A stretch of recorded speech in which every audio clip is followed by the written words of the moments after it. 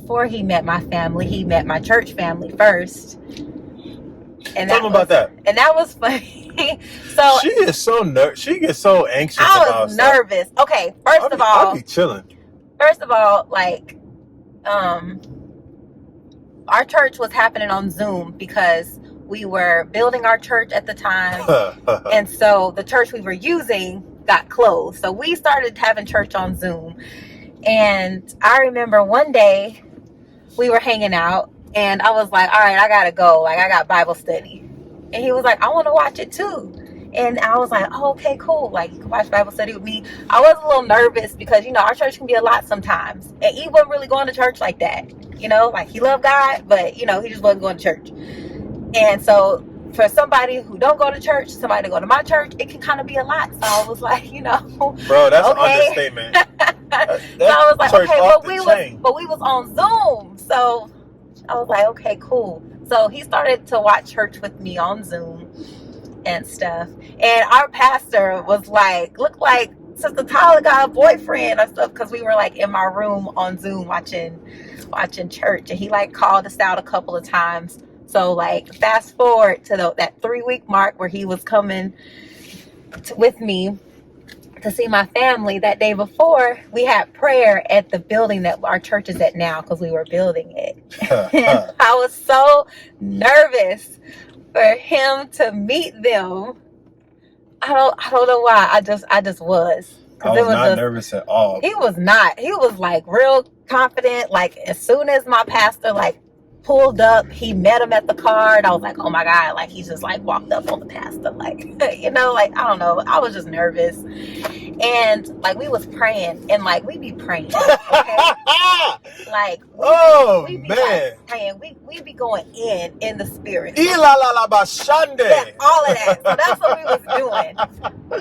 Eve grew up Catholic, okay? Yo. This man was Catholic. Going into an atmosphere like that where we walking and praying, and in my head I'm like, you know what, this is my church, this is what we believe, like, you know, this is how we pray. You're gonna get with it or get lost. So if he gonna get lost, then this is the setting to do it. So I'm like, you know, I just hop in and I'm just like, you know, praying, and Eve was like just walking around, you know. She did not prepare me for this part though. Like, she didn't tell me nothing about it. I didn't really know how to prepare him. It was just like, you just gotta see. I said, what is going on? Exactly how he was, how he looking right now. Yo, like, he know what to do. Yeah, my pastor jokes and says like I was an engineer or something. Because listen, I was looking in the roof. I was looking in the corner. I was like, I gotta do something until this is over, because I got no idea what is going on. Yeah, because we were like walking and praying, like speaking in tongues and stuff, and so we were. Wait, it was 90 degrees at least. It was hot. It was hot. So I was like, I don't know what I'm doing. I'm sweating. And I was like, and I think that was probably like an hour maybe. Yeah, we probably prayed for like an hour.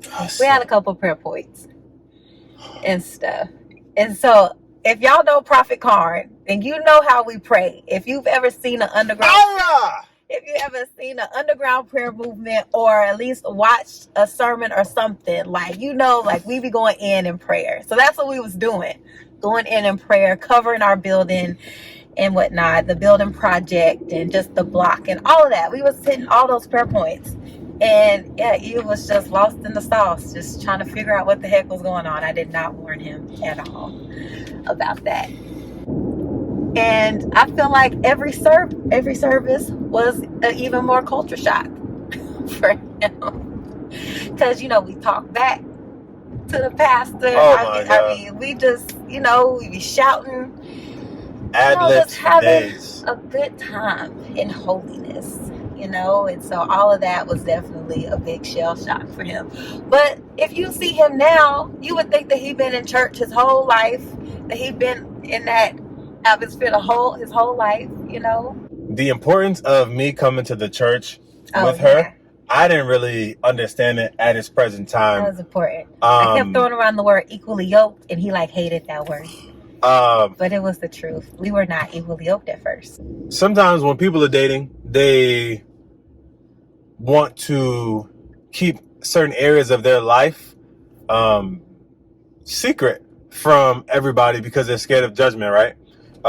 And what best place to keep your secrets so you don't get any judgments than from the church, because a lot of people think that church people will be very judgy, and to some extent, yes, they will be, so there are a lot of people who may have been or currently are in relationships within our church or any other church, and they have not brought their significant other to the church, to meet the pastor, to meet the church family.